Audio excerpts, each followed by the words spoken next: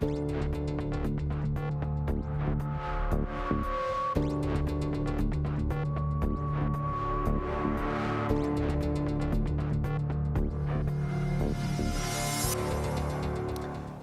to Tough Talk. Today my guest is Rick Ector. Rick is a gun rights activist. He is an NRA certified firearms instructor and runs Legally Armed in Detroit. In 2016, he was the winner of the Second Amendment Foundation Defender of Liberty Award. Welcome, Rick. Thanks for having me. Glad to be back. Well, thank you for coming back on.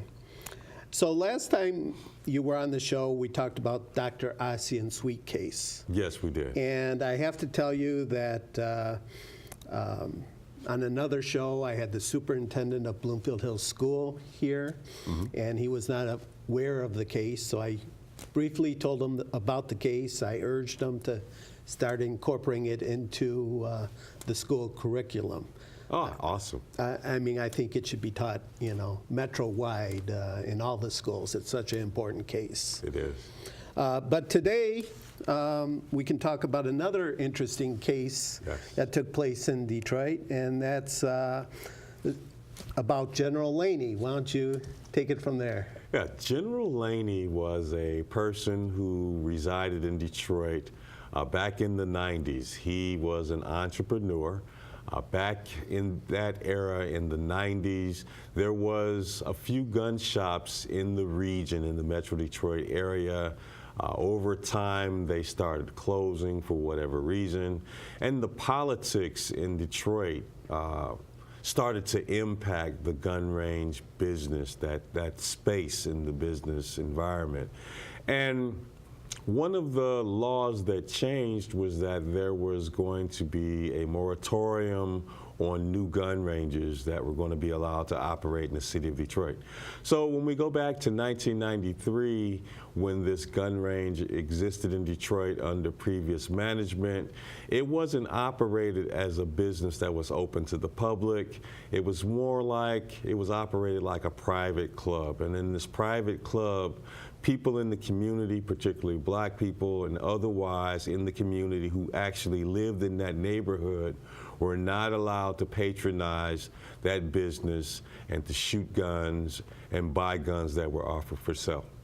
So back in 1993, General Laney purchased this shop in the city of Detroit over on Shane Street, and it was a great boon to the local community.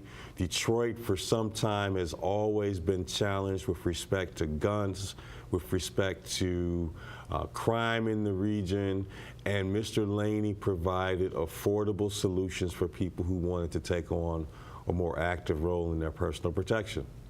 So from 1993 to 1999, General Laney was operating his shop peacefully without incident in the city until 1999. In 1999, the local government, the sheriff, he came in and he brought a couple of Confederates into his shop with the sole purpose of putting General Laney out of business. He was trying to levy a straw purchase charge against General Laney. Essentially what a straw purchase is when an individual purchases a firearm legally, but for the purpose of transferring the ownership to someone who cannot legally own a gun. So let's say there's a felon and he wants a gun.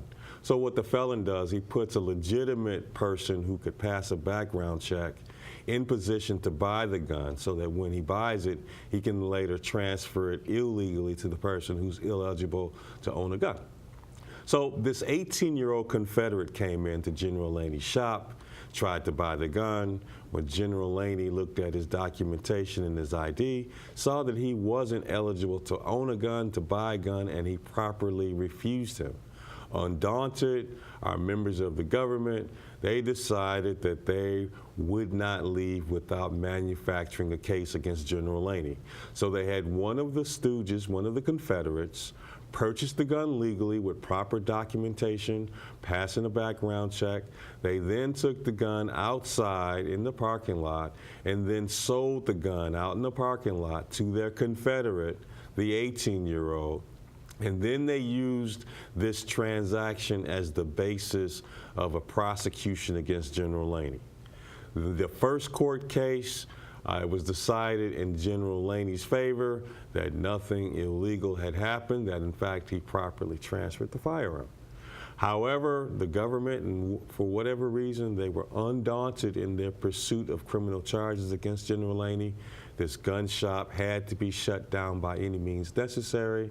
So they appealed to the appellate court, and the appellate court voted 2-1 that a law had been broken. So General Laney was then forced to raise $50,000. Of course, he didn't have that kind of money operating a gun shop on Shane Street. But there were sympathetic gun rights advocates all over the country who helped General Laney raise $50,000 to successfully defend himself. And at the end of the day, justice prevailed, and the Michigan Supreme Court ruled in his favor, and General Laney was allowed to clear his name. So very important case here in the state of Michigan, and I want to make sure that people still remember General Laney and his legacy here in the city of Detroit. So what happened to his gun range?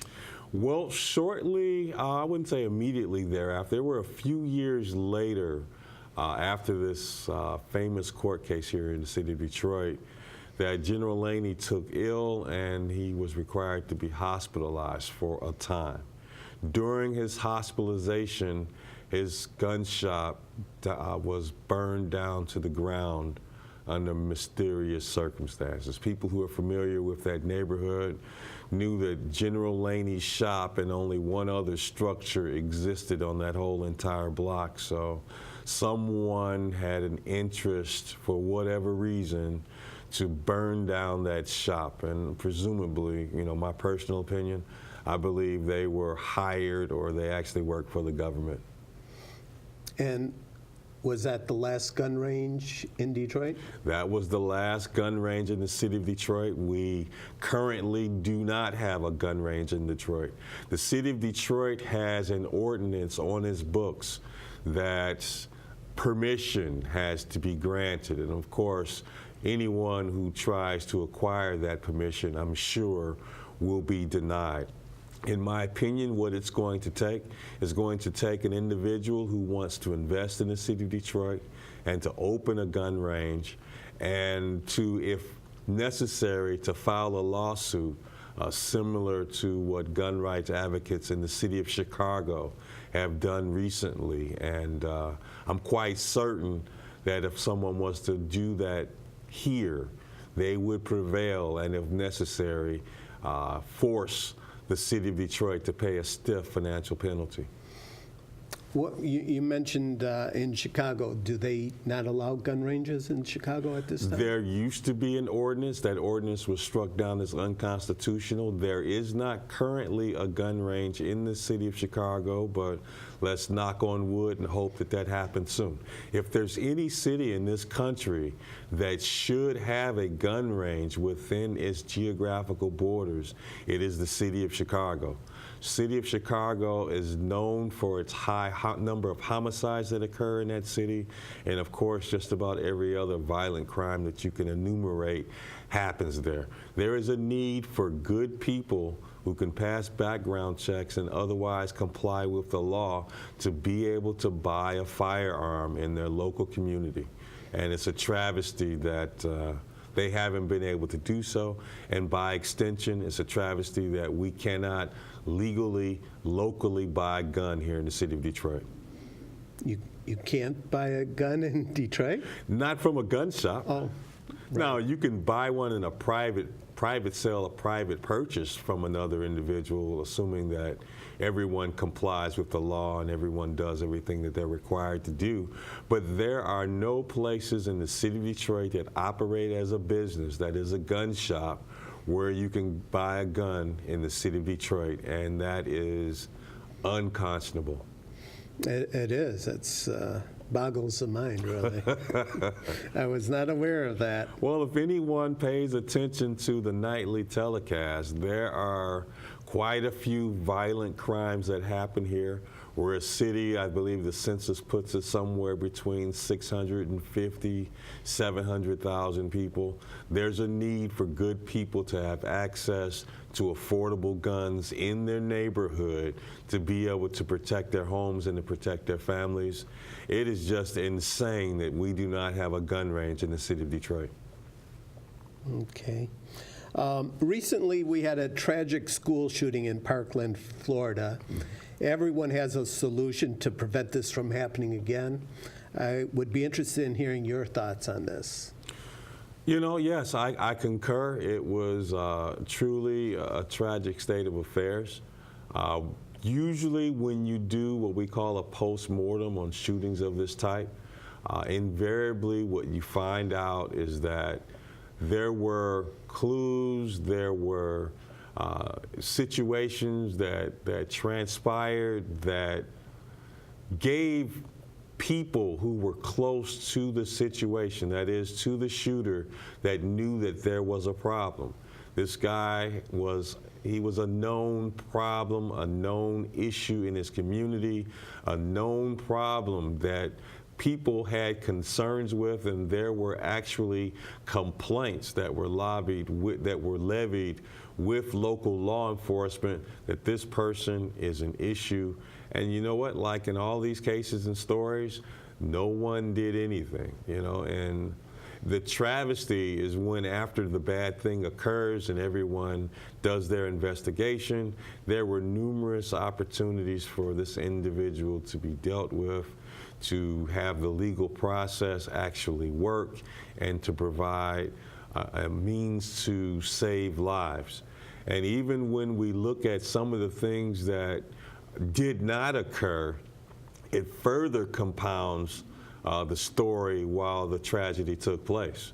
You know, there were law enforcement who were actually on the scene, and for whatever reason, they violated typical protocols that have been established since Columbine.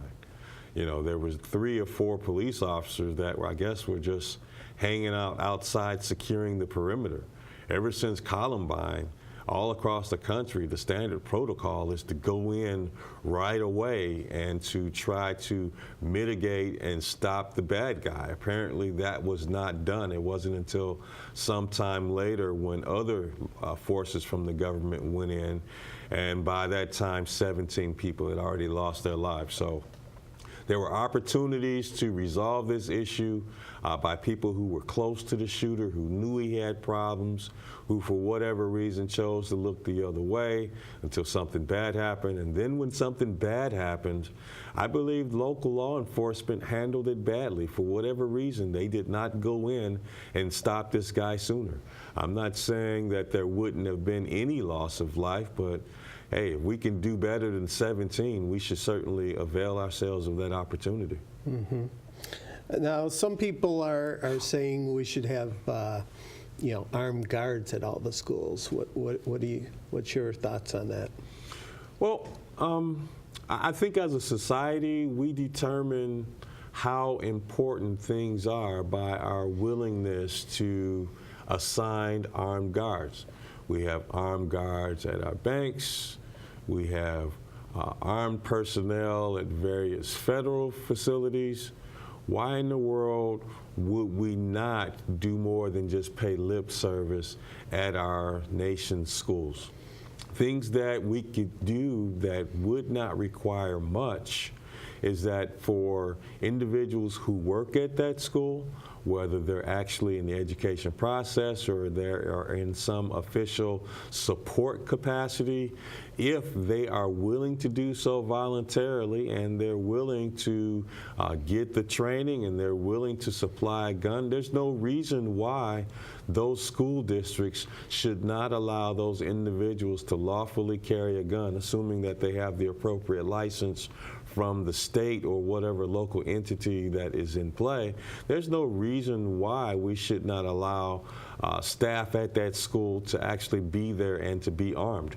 And some of the reasons why I'm hearing people against the plan, they seem to think that owning and carrying a firearm is something that can only be done by law enforcement.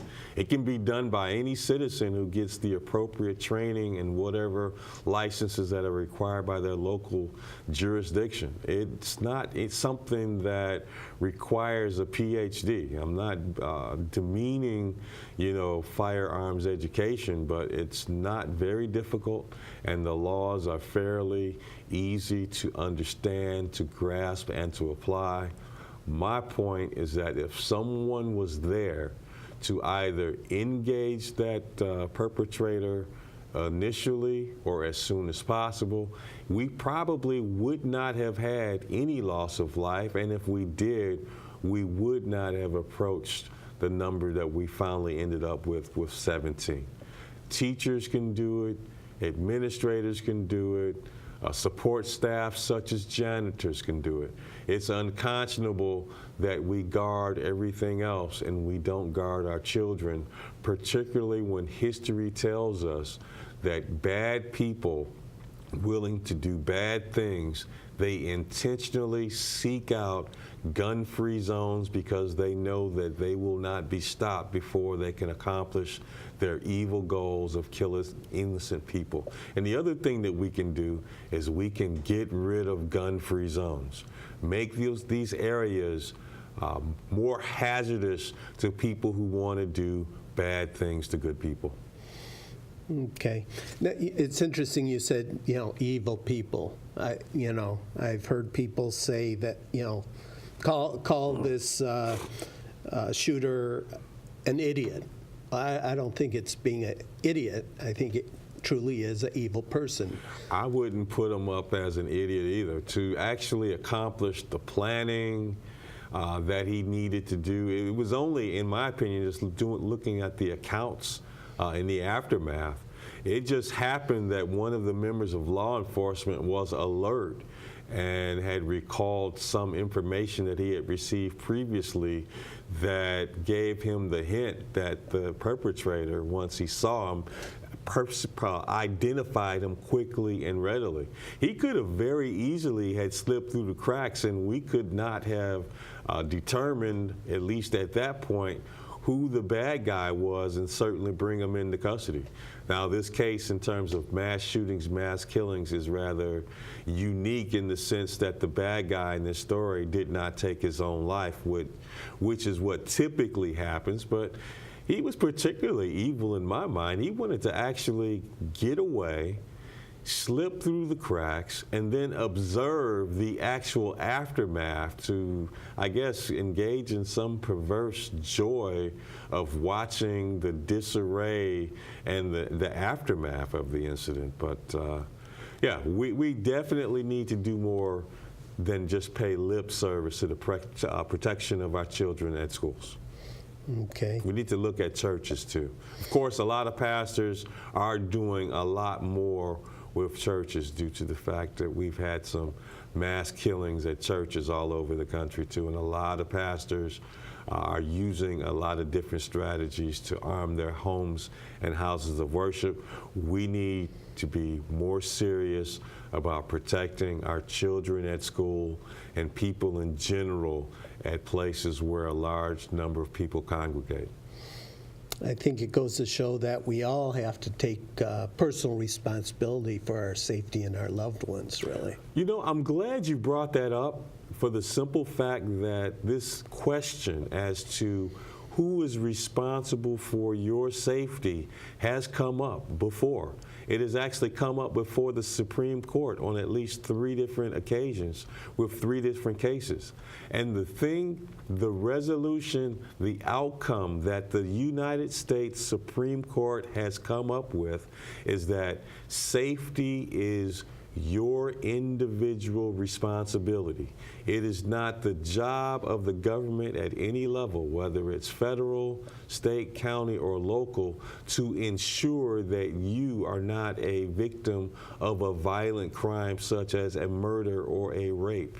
The Supreme Court has ruled that that is your individual responsibility. So if something bad happens, people die, or in the story we just talked about a few moments ago where law enforcement, instead of honoring their public duty to go in and to approach the would-be mass killer, they were outside in safety and they refused to put themselves in harm's way. It is, unfortunately, the responsibility of those children and their parents to keep them from being victims of crime. And you know, those parents need to do more locally to get the laws changed so that someone is assuming responsibility for their children while they're at school and vulnerable. Okay. I was going to ask you what the purpose of an assault rifle is, but first, I think maybe a better question is there such a thing as an assault rifle? You know, I really don't know what in the world an assault rifle is. That's some type of term that means something to them, and I guess it strikes fear and terror in the minds of the people that hear it. When I hear people characterize the shooter at this recent mass killing as having a assault rifle, you know, the rifle that was used is a typical rifle. It is a typical firearm in the way in which it is fired. One trigger pull creates one discharge, which creates one bullet to come out one at a time. Per trigger pull, one bullet exits the gun. So there's no pull, hold, and depress the trigger and multiple rounds come out successively. That is an act of fiction. It is information that even the anti-gun people are aware of, but they are quite willing to continue to perpetuate this falsehood because they believe it holds some political value to them. A gun, because it's long, black, and hard, that does not make it scary. It has a variety of features that to the uneducated that look like it makes it more deadly. It does not. One trigger pull, one discharge. Functionally, it's no different than a handgun. Now, what about having a bump stock on the rifle? Well, I mean, a bump stock is a unique novelty. You know, the thing that I found particularly interesting is the previous president, you know, he had an opportunity to review bump stocks, and the determination that they made was that it was more of a novelty type gadget, particularly for individuals who want to shoot a lot of ammunition in a very quick period of time. A lot of people I talk to, you know, very close to the gun community, I can't find many people who would willingly shoot all that ammunition, with ammunition being so dear and expensive. But you know what? If there's a person out there who wants to engage in some good, wholesome recreation and shoot and expend a lot of ammunition in a quick period of time, hey, have at it, have a good time. You know, it's just like anything else, whether we're talking about knives, whether we're talking about hands, whether we're talking about pistols, rifles, automobiles, gasoline, water, and rope. There's always an individual out there, for whatever sick, perverse reason, who will take an item that is otherwise legal and will use it for their evil purposes and harm another person. Me, myself, personally, I don't have a problem with bump stocks being legal. There's no reason why they shouldn't be. The issue is that people are thinking, okay, if someone can do something bad with it, well, we need to ban it. Well, we need to ban everything, including our very own hands. Using that logic, we should all voluntarily allow someone to take an axe and chop off our hands. A lot of people are hurt and killed with just hands. It's not the tool, it is the individual, it is the mind and the heart of the bad guys that do these bad, atrocious, most awful, terrible things.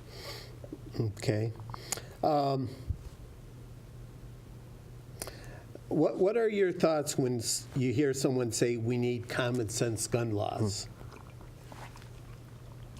Well, the first thing that comes immediately to mind is that most people are probably unaware of how many gun laws we currently have on the books. There are over 20,000 gun laws that are on the books, and they are all not necessarily the most logical in sum total when you take them all together. And then they're not the same in one state versus another.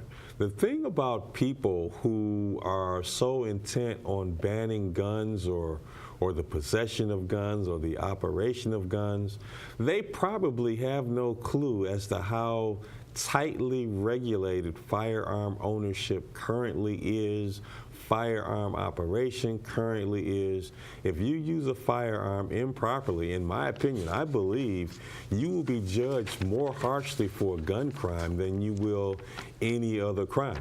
Not that I have a problem with that, because I believe that most citizens can be entrusted to safely and responsibly own a firearm, and you most assuredly shouldn't just go indiscriminately killing and harming and hurting your fellow man. So, you know what? The thing about gun banners, there are people that just hate guns for whatever reason, and that's fine. You can feel that way. And as a person who believes in the Constitution, I support the First Amendment too. I support your right to speak out against guns. You should not be attacking my Second Amendment right, and you shouldn't be watering it down and diluting it. If your ultimate goal is to get rid of guns or the right to own a gun, there is a process. That process is called changing the Constitution. If you can get 2/3 of the states to go along with you, then you know what? We follow the rules. I will reluctantly go along with it, but I will not just stand pat and just watch people continually dilute our right to own a firearm. And let's be real. Let's acknowledge why the framers gave us the Second Amendment. The framers did not give us the Second Amendment so that we could go hunt. They didn't even give it to us for personal protection and self-defense. They knew that liberty over time was something with new laws being generated over time, that gun rights and gun ownership would come under attack.